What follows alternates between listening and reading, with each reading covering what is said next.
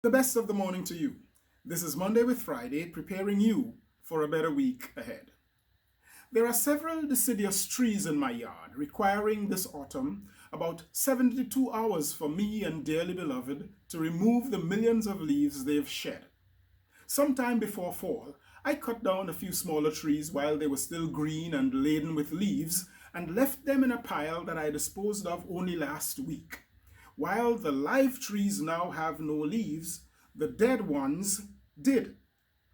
Have you noticed that when a tree dies, the dead leaves remain on the branches, but when a tree is alive, its dead leaves fall off the branches? Now, all of that got me thinking about organizations, whether NGOs or government, religious or secular, national or communal, and what trees, dead or alive, can teach us about them.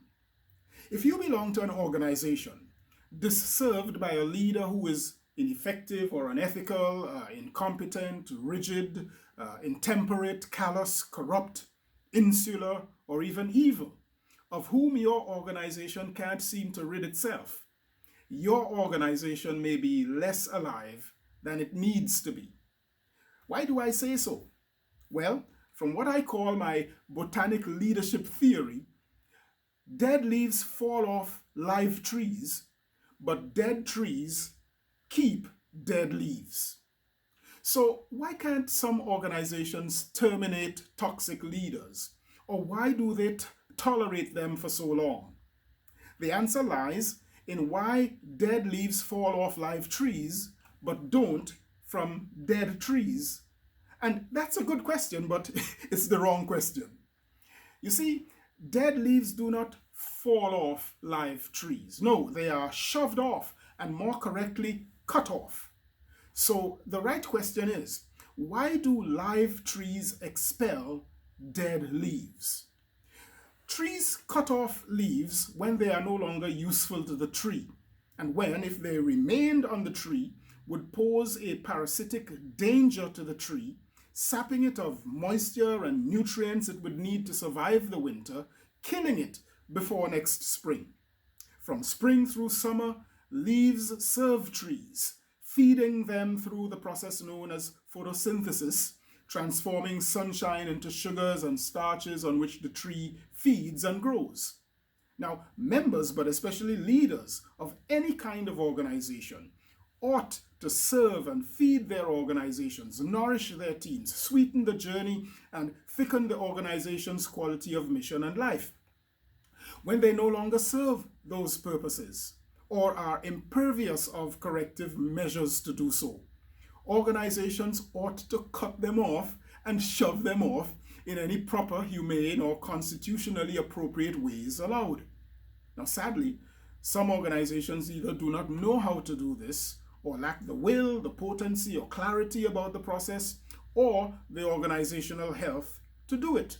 Simply put, the organization is unable to replace bad leaders because the organization is either sick or dying or dead. Dead trees do not cut off and shove off dead leaves.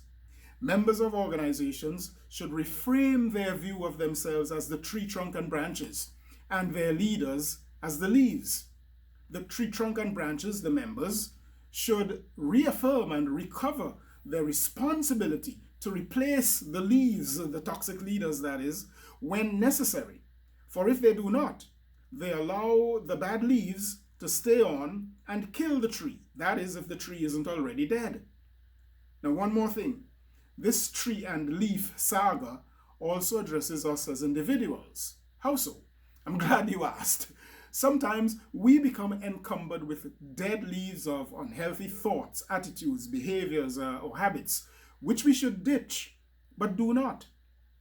Now, if we are mentally, emotionally, and volitionally healthy, or possess a healthy outlook on life and can access healthy advice and counsel, we should be able to cut out and shove off those dead leaves that may harm or kill us, whether socially, professionally, or mortally.